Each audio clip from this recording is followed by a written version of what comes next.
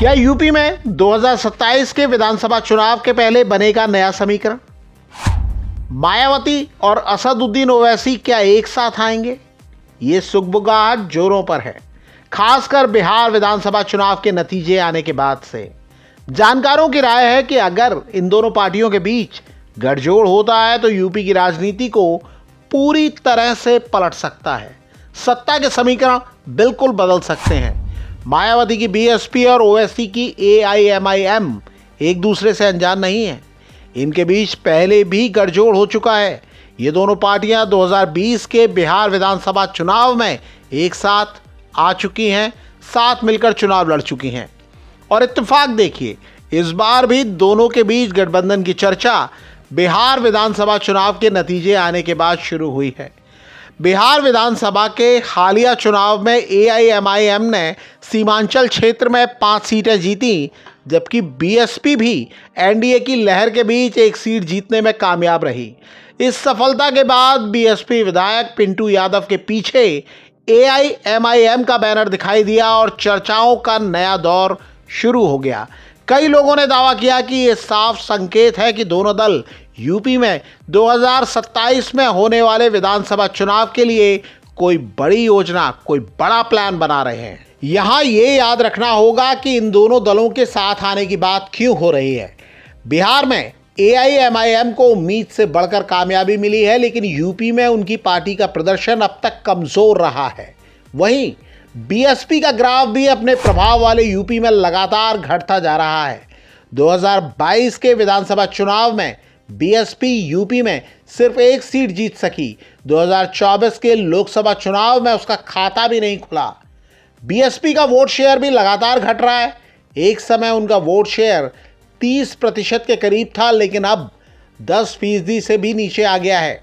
अपने खोए हुए आधार को वापस पाने के लिए मायावती अब पुराने दलित मुस्लिम गठजोड़ के फॉर्मूले पर दांव लगाना चाहती हैं।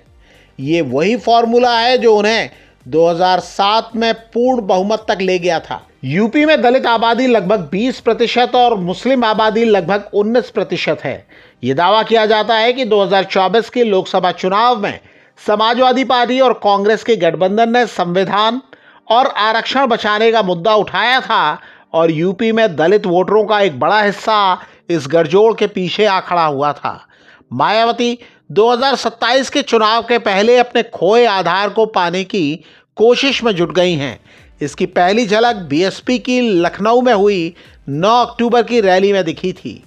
जानकारों की राय है कि अगर अब दलित वोटर बीएसपी की ओर लौटते हैं और ओवैसी की मदद से मुसलमानों का भी समर्थन मिलता है तो ये गठजोड़ पश्चिमी उत्तर प्रदेश की लगभग 100 सीटों पर कड़ी चुनौती पेश कर सकता है।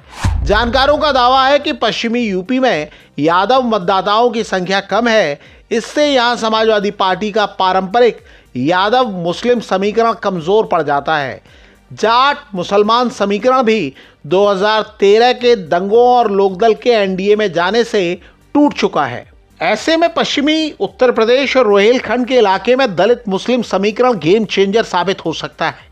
कांग्रेस पूरे यूपी में कमजोर है और अगर समाजवादी पार्टी इन क्षेत्रों में वोटरों के मन में उम्मीद न जगा पाई तो मायावती का करिश्मा वोटरों के सिर चढ़ सकता है।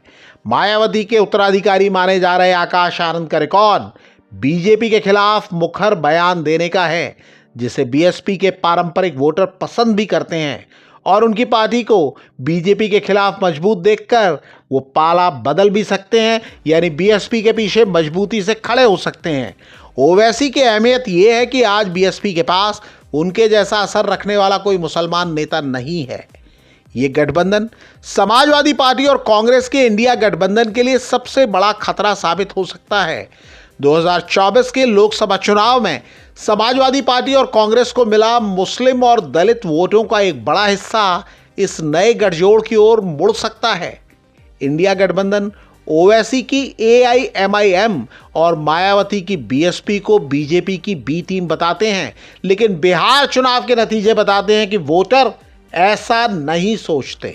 फिर अखिलेश यादव तो 2019 में मायावती के साथ गठजोड़ कर भी चुके हैं और 2024 में भी कांग्रेस चाहती थी कि मायावती इंडिया गठबंधन में आ जाएं।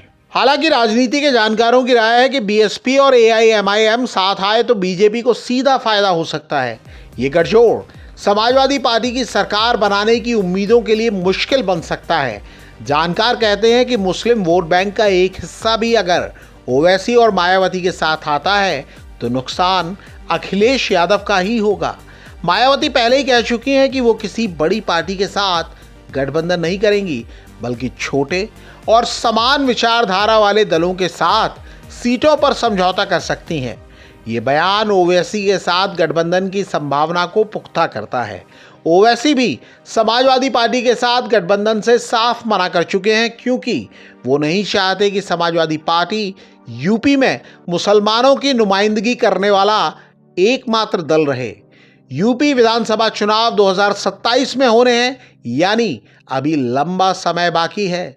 लेकिन इशारों से साफ है कि अगर मायावती और ओवैसी जल्दी ही गठजोड़ को लेकर फैसला करते हैं तो दोनों के पास तैयारी का बड़ा मौका होगा, यानी ज्यादा समय होगा। इस गठजोड़ की टाइमिंग भी साथ करेगी कि ये दोनों दल यूपी में सरकार बनाने को लेकर गंभीर होकर मैदान में उतरेंगे या फिर इरादा सिर्फ समाजवादी पार्टी का खेल खराब करने का रहेगा। इस मुद्दे पर आपकी क्या राय है? कमेंट करके हमें बताइएगा जरूर।